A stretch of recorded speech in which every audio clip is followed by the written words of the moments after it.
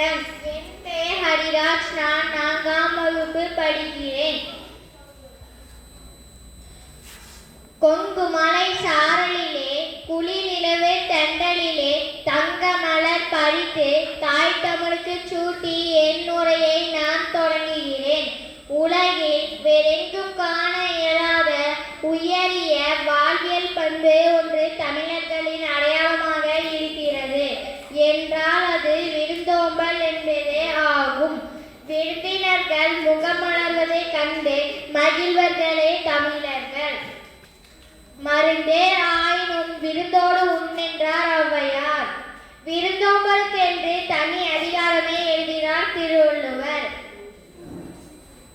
ஒரு பண்பாட்டை அடுத்த தலைமுறைக்கு எடுத்துச் சொல்ல விளையாட்டே உதவுகிறது.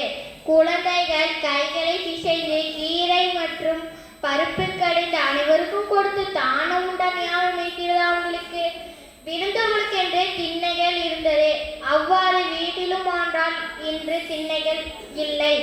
விருந்தினர் பகுதியில் விருத்தியோடு ஓடுகிறது விருந்தோம்பல். புன்னகை காட்டும் மாம்பல் பொன்னான வீட்டு விருந்தோம்பல் மருந்துக்கு கூட முகம் மாறுவது.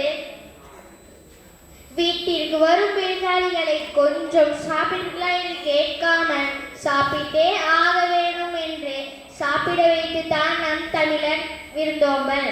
பண்டைய காலம் முதல் இன்று வரை சிறப்பிற்கும் நம் தமிழர் விருந்தோம்பலை போற்றுவோம். அடுத்த தலைமுறைக்கு விருந்தின் பண்பை கடத்துவோம். நன்றி, வணக்கம்.